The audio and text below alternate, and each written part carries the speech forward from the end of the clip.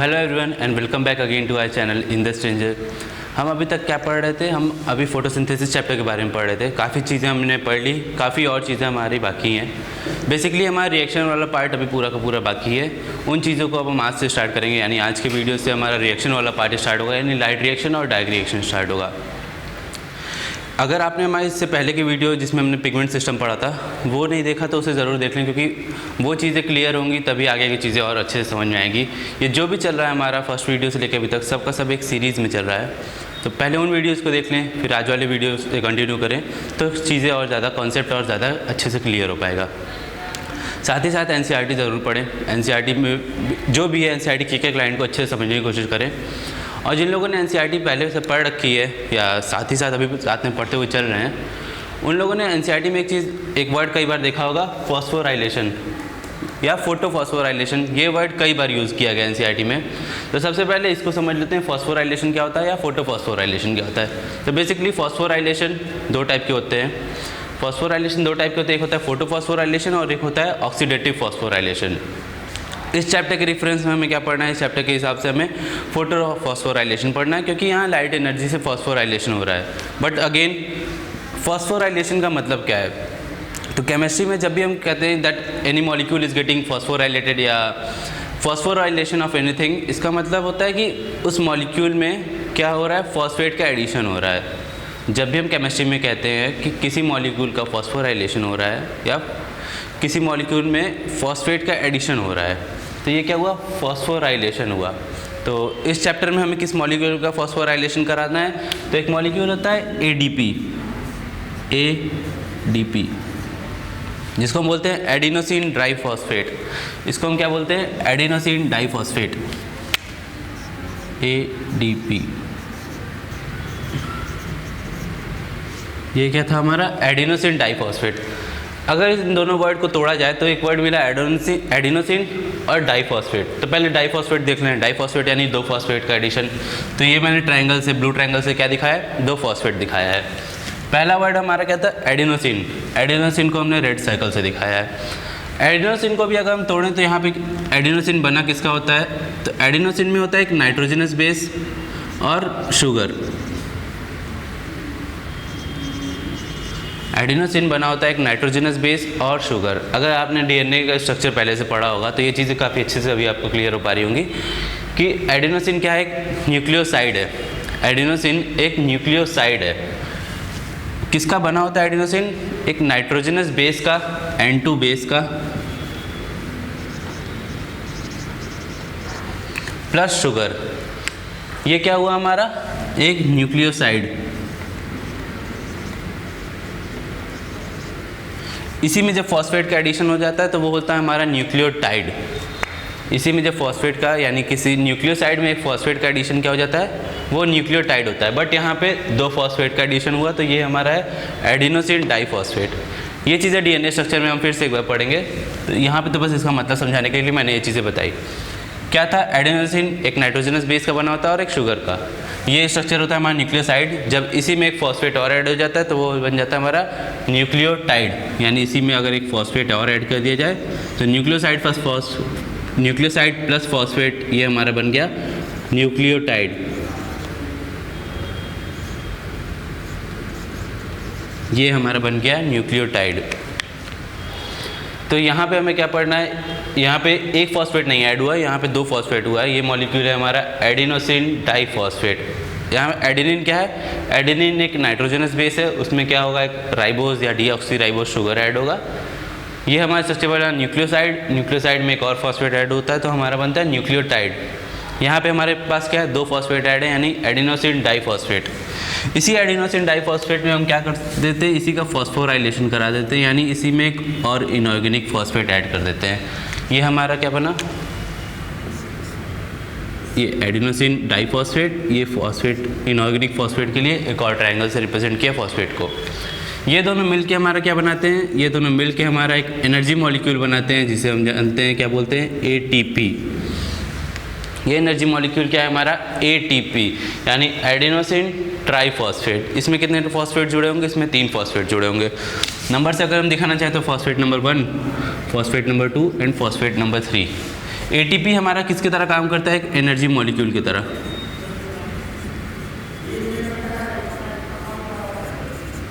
यानी energy molecule की तरह ये कैसे काम करता है? हम जानते हैं एटीपी में 3 फॉस्फेट्स जुड़े हैं, तीनों फॉस्फेट्स के बीच में बॉन्ड्स प्रेजेंट होंगे। बॉन्ड्स को तोड़ने से क्या होता है? एनर्जी रिलीज होती है। हम केमिस्ट्री में पढ़ चुके हैं कि बॉन्ड बनाने के लिए एनर्जी की रिक्वायरमेंट होती है, बॉन्ड तोड़ते हैं तो एनर्जी रिलीज होती है। तो यहाँ पे एटीपी कैसे वर्क करता है? जब इसके सेकेंड और थर्ड फॉस्फेट के बीच में हम क्या करते हैं? बॉन्ड ब्रेक करते हैं, तो यहाँ से एनर्जी रिलीज होगी। तो ये थर्ड फॉस्फेट निकल गया, अब ये क्या बचा? वापस से एडीपी बचा। चाहे तो हम फर्स्ट और सेकंड के बीच में बॉन्ड तोड़ सकते हैं, यानी 2 फॉस्फेट अब हमारे हट गए। ये क्या बन गया? हमारा एडेनोसिन मोनोफॉस्फेट बन गया। बट ऐसा कुछ होता है यहाँ पे, स्ट्रक्चर इसका इस तरह से होता है कि अगर हम सेकंड थर्ड के बीच का बॉन्ड तोड़ते हैं तो वो ज़्यादा एनर्जी रिलीज़ करता है, फर्स्ट सेकंड के बीच का बॉन्ड तोड़ते हैं तो वो कम एनर्जी रिलीज़ करता है। इस वजह से हम कौन सा बॉन्ड तोड़ते हैं? सेकंड और थर्ड फॉस्फेट के बीच का बॉन्ड तोड़ते हैं। इसी तरह एटीपी एक एनर्जी मॉलिक्यूल की तरह वर्क करता है। तो क्या सीखा हमने? फॉस्फोराइलेशन क्या होता है? What is phosphorylation? तो फॉस्फोराइलेशन हम कहेंगे when phosphate is getting added to anything. इस प्रोसेस को हम क्या बोलेंगे? फॉस्फोराइलेशन बोलेंगे। यहाँ पे किसका फॉस्फोराइलेशन हो रहा था? एडिनोसिन डाइफॉस्फेट का फॉस्फोराइलेशन हुआ, हमारे पास बना क्या? Adenosine triphosphate. ये जान लिया हमने फॉस्फोराइलेशन प्रोसेस क्या होता है। अब इस चैप्टर के हिसाब से हमें फोटोफॉस्फोराइलेशन के बारे में पढ़ना है। तो बेसिकली फॉस्फोराइलेशन 2 टाइप्स के होते हैं। पहला होता है फोटोफॉस्फोराइलेशन, जो कि हमें इस चैप्टर में पढ़ना है। सेकेंड है oxidative phosphorylation.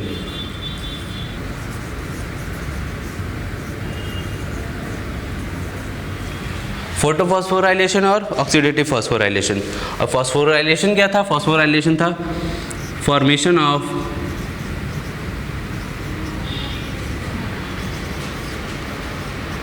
ATP from ADP and inorganic phosphate. Phosphorylation हमारा था formation of ATP from ADP and inorganic phosphate. फिर फॉस्फोराइलेशन हमारे पास 2 टाइप के होते हैं, एक होता है फोटोफॉस्फोराइलेशन, सेकंड होता है ऑक्सीडेटिव फॉस्फोराइलेशन।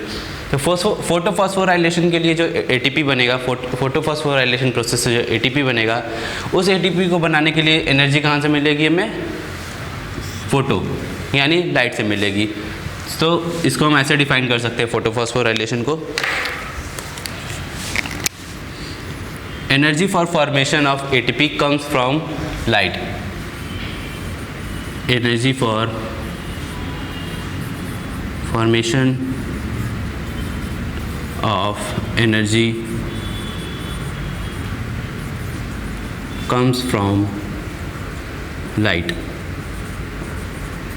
ऑक्सीडेटिव फॉस्फोराइलेशन में क्या होता है? ATP के फॉर्मेशन के लिए जो एनर्जी चाहिए वो हम कैसे करते हैं? फूड पार्टिकल्स या किसी ऑर्गेनिक सब्सटेंस का ब्रेकडाउन से करते हैं। तो ऑक्सीडेटिव फॉस्फोराइलेशन को हम एक्सप्लेन करेंगे energy for formation of ATP comes from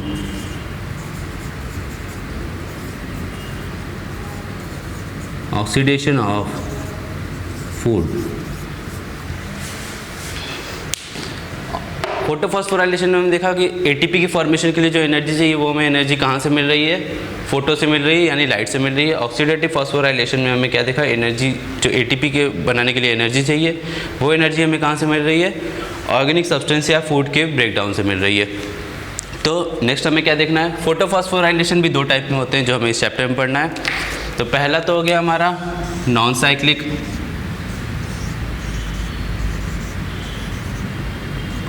photophosphorylation.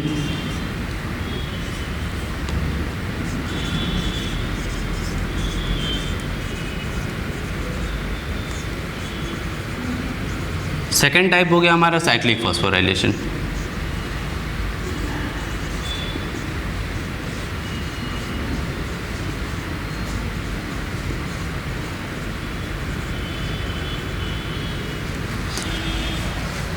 Photophosphorylation में क्या बताया मैंने कि दो टाइप के होते हैं, non cyclic photophosphorylation and cyclic photophosphorylation. But ये पढ़ने से पहले एक और चीज़ यहाँ बताना चाहूँगा कि फोटोफॉस्फोराइलेशन कहाँ होता है और ऑक्सीडेटिव फोटोफॉस्फोराइलेशन कहाँ होता है। तो फोटोफॉस्फोराइलेशन का लोकेशन हम करते हैं इस चैप्टर में। हम किसके बारे में पढ़ रहे हैं? क्लोरोप्लास्ट के बारे में पढ़ रहे हैं, यानी फोटोसिंथेसिस कहाँ होता है? क्लोरोप्लास्ट में होता है। इस वजह से फोटोफॉस्फोराइलेशन भी कहाँ होता है? क्लोरोप्लास्ट में। ऑक्सीडेटिव फोटोफॉस्फोराइलेशन कहाँ होता है? ऑक्सीडेटिव फॉस्फोराइलेशन कहाँ होता है? माइटोकॉन्ड्रिया के अंदर होता है।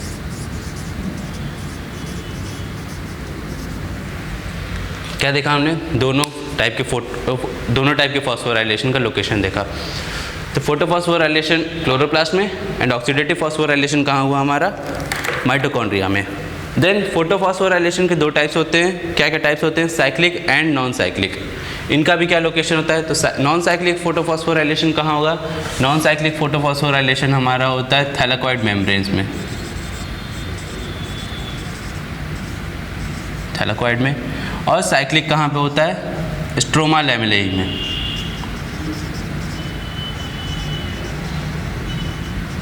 ये चीज़ें याद नहीं करनी पड़ेगी, जब डिटेल में पढ़ेंगे तो ये हमें समझ में आ जाएगा कि इनका लोकेशन थैलाकॉइड क्यों होता है और इनका लोकेशन स्ट्रोमा लैमेलाई क्यों होता है। नॉन साइक्लिक फोटोफॉस्फोराइलेशन को हम एक और नाम से जानते हैं जिसे हम बोलते हैं जेड स्कीम।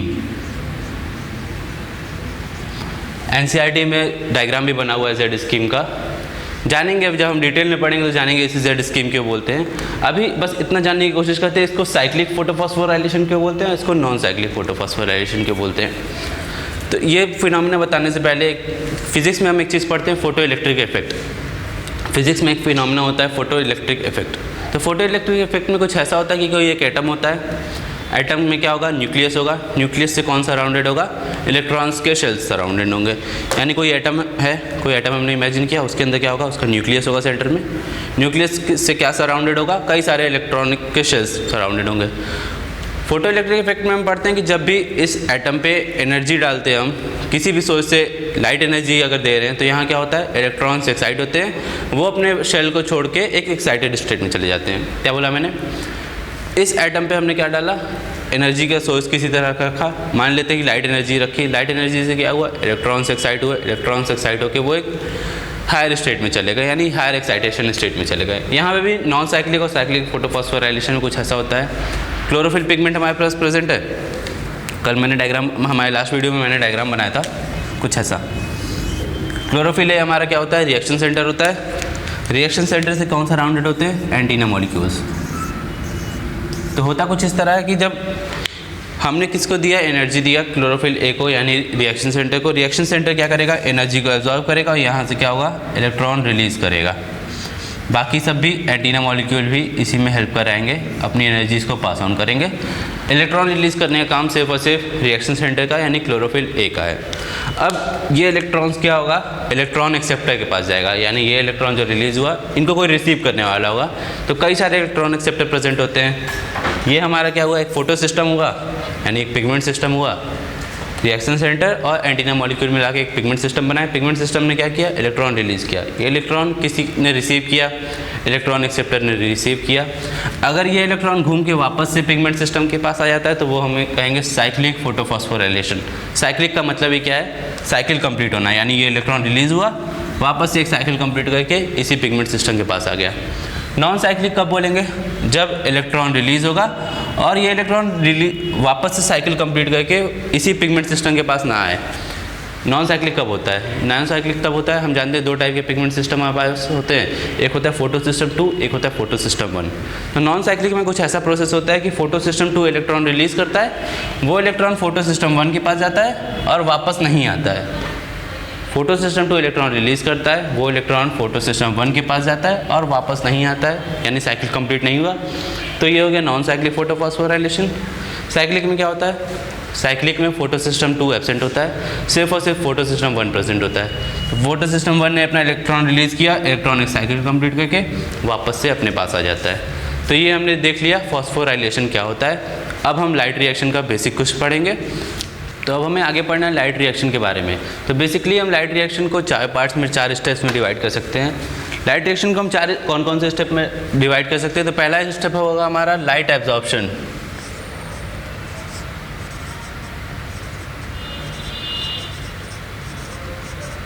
पहला स्टेप हुआ हमारा लाइट एब्जॉर्प्शन, जब पिगमेंट्स क्या करेंगे, लाइट को एब्जॉर्ब करेंगे। सेकंड स्टेप होगा हमारा फोटोलिसिस ऑफ वाटर, या बोले या इसी को हम बोल सकते हैं break down of water. Second step हुआ हमारा photolysis of water.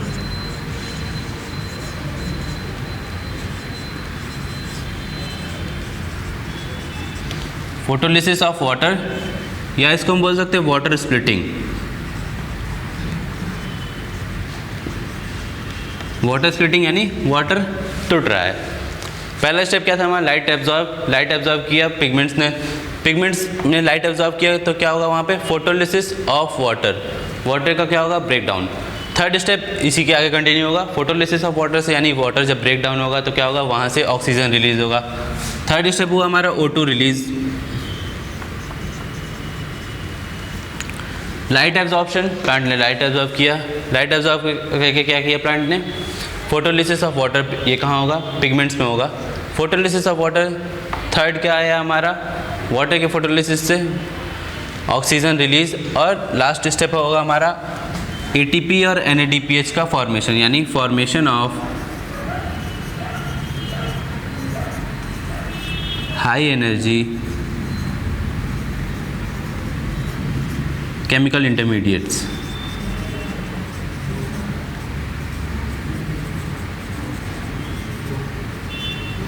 Formation of high energy chemical intermediates क्या है, फॉर्मेशन होता है ATP का एंड NADPH का। इन्हीं दोनों को हम क्या बोलते हैं, एसिमिलेटरी पावर बोलते हैं।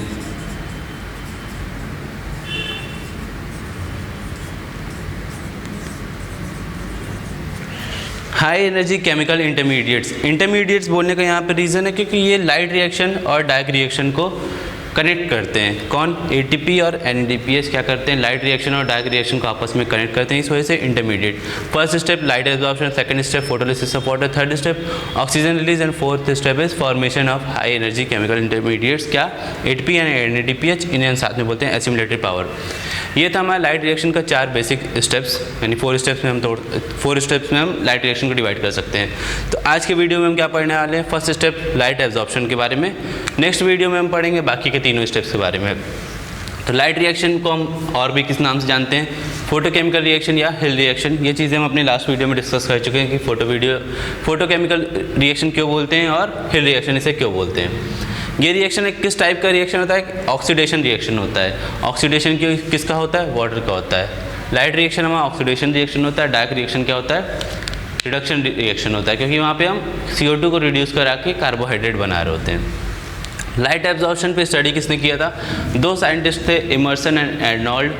इन्होंने किस पे स्टडी किया था, एक एल्गी है कोलरा, ग्रीन एल्गी है कोलरा, इस पे स्टडी किया था लाइट एब्जॉर्प्शन का। तो इन्होंने 2 फिनोमेना उसके बाद बताया। First phenomena is red drop effect and second one is enhancement effect. पहला फिनोमेना क्या था, red drop effect. Second phenomena क्या इन्होंने बताया, एनहांसमेंट इफेक्ट। रेड ड्रॉप यानी गिरना, तो यहाँ पे क्या हो रहा था, फोटोसिंथेसिस डिक्लाइन हो रहा था। कब डिक्लाइन हो रहा था, जब light of wavelength beyond 680 nanometre, यानी 680 नैनोमीटर से अधिक के हम लाइट को दे रहे थे, तो फोटोसिंथेसिस क्या हो रहा था, डिक्लाइन हो रहा था। इन्हांसमेंट इफेक्ट में क्या होता है, इन्हांसमेंट यानी किसी चीज़ इन्हांस होना, यानी कोई चीज़ बढ़ना। तो यहाँ पे ऐसा कुछ होता है कि एक मिक्सचर ऑफ लाइट देते हैं। मिक्सचर ऑफ लाइट यानी 680 नैनोमीटर से ज़्यादा का भी रहेगा और 680 नैनोमीटर से कम का भी, यानी एक मिक्सचर प्रेजेंट है, 680 से ज़्यादा का भी, 680 से कम का भी। ऐसा लाइट देने पे, मिक्सचर ऑफ लाइट देने पे क्या हो रहा था, फोटोसिंथेसिस इंक्रीज हो रहा था, फोटोसिंथेसिस इन्हेंस हो रहा था। अब ऐसा क्यों हो रहा था वो हम जानेंगे। तो सबसे पहले हम देख रहे हैं कि यहाँ पे क्या हो रहा है, 680 नैनोमीटर से ज़्यादा का लाइट देने पे क्या हो रहा है, फोटोसिंथेसिस डिक्लाइन हो रहा है।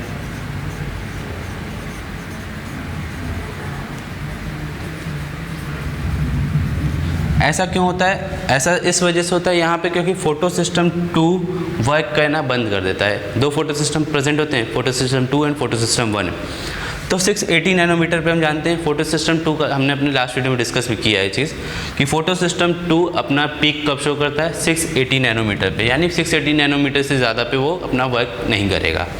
यहाँ पे हम कौन सी लाइट दे रहे हैं, 680 नैनोमीटर से ज़्यादा वर्क लाइट दे रहे हैं, तो यहाँ पे क्या होगा, फोटो सिस्टम 2 वर्क नहीं करेगा। फोटो सिस्टम 2 वर्क नहीं करेगा तो सिर्फ और सिर्फ फोटो सिस्टम 1 वर्क करेगा, तो ओनली PS1 वर्क्स। थोड़े देर पहले वीडियो में मैंने बताया कि जब सिर्फ और सिर्फ फोटो सिस्टम 1 वर्क कर रहा होता है तो वो कैसा फॉस्फोराइलेशन होता है, वो होता है साइक्लिक फोटोफॉस्फोराइलेशन, यानी फोटो सिस्टम 1 ही इलेक्ट्रॉन रिलीज करेगा, इलेक्ट्रॉन कई सारे इलेक्ट्रॉन कैरियर्स के थ्रू पास ऑन होकर वापस से फोटो सिस्टम 1 के पास आ जाएगा। तो यह क्या हुआ यहाँ पे, साइक्लिक फोटोफॉस्फोराइलेशन।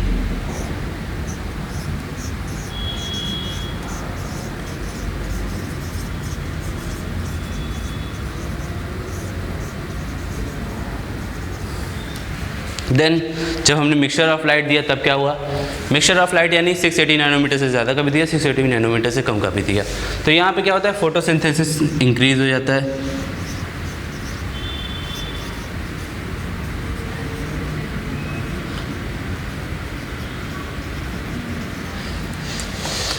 सेकेंड स्टेप, जब हमने मिक्सचर ऑफ लाइट दिया यानी 680 से ज़्यादा का भी 680 से कम का भी, तो हम जानते हैं अब क्या होगा, दोनों ही फोटो सिस्टम हमारे वर्क करेंगे।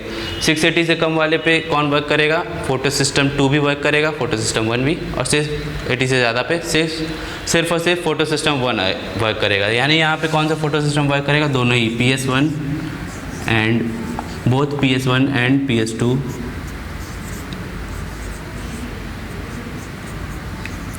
Will work.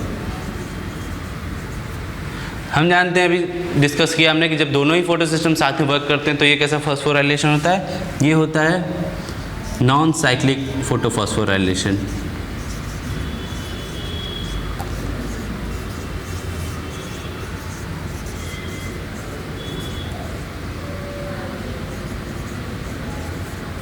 ये कैसा फॉस्फोराइलेशन हुआ, non cyclic photophosphorylation. Non cyclic क्यों बोलते हैं, साइकिल कंप्लीट नहीं हो पाता, किसका साइकिल कंप्लीट नहीं होता, इलेक्ट्रॉन का, यानी फोटो सिस्टम 2 इलेक्ट्रॉन रिलीज करता है, वो इलेक्ट्रॉन फोटो सिस्टम 1 के पास जाता है और इलेक्ट्रॉन वापस फोटो सिस्टम 2 के पास नहीं आ पाता। क्यों नहीं आ पाता ये हम नेक्स्ट वीडियो में देखेंगे, लेकिन इलेक्ट्रॉन वापस फोटो सिस्टम 2 के पास नहीं आ पाया, तो ये कैसा हुआ हमारा नॉन साइक्लिक फोटोफॉस्फोराइलेशन। लास्ट वाले पार्ट को एक बार फिर से एक्सप्लेन करते हुए चलते हैं। Red drop effect, red drop यानी फोटो सिस्टम डिक्लाइन हो रहा है, फोटोसिंथेसिस डिक्लाइन हो रहा है। फोटोसिंथेसिस डिक्लाइन कब होगा, जब लाइट को हम 680 नैनोमीटर से ज़्यादा का लाइट देंगे पिगमेंट्स को, तो क्या होगा यहाँ पे फोटोसिंथेसिस डिक्लाइन हुआ। फोटोसिंथेसिस डिक्लाइन क्यों हुआ, क्योंकि सिर्फ और सिर्फ फोटो सिस्टम 1 यहाँ पर फंक्शन कर रहा है, सिर्फ और सिर्फ फोटो सिस्टम 1 फंक्शन करने की वजह से ये कैसा फॉस्फोराइलेशन हुआ, ये हुआ हमारा साइक्लिक फोटोफॉस्फोराइलेशन। यहाँ पे मिक्सचर ऑफ लाइट दे रहे थे, मिक्सचर ऑफ लाइट दे रहे थे तो क्या हुआ, फोटोसिंथेसिस इंक्रीज़ हो रहा था। फोटोसिंथेसिस क्यों इंक्रीज़ हो रहा था, क्योंकि यहाँ पे दोनों ही फोटो सिस्टम हमारे वर्क कर रहे थे, photo system 1 and photo system 2। और हम जानते हैं जब दोनों ही फोटो सिस्टम हमारे साथ में फंक्शन करते हैं तो ये कैसा होता है, नॉन साइक्लिक फोटोफॉस्फोराइलेशन। इसी के साथ हमारा ये आज का टॉपिक कंप्लीट हुआ। नेक्स्ट टॉपिक यानी नेक्स्ट वीडियो हमारा बहुत इंपॉर्टेंट होने वाला है, जिसमें हम नॉन साइक्लिक और साइक्लिक दोनों पढ़ेंगे। इतनी चीज़ें जो यहाँ तक पढ़ाई, इन चीज़ों को वापस से पढ़िए, एनसीईआरटी से पढ़िए। नेक्स्ट वीडियो काफ़ी इंपॉर्टेंट होने वाला है, चीज़ों को रिवाइज करके एनसीईआरटी से एक बार आना। Till then thank you so much and will see you all in our next video.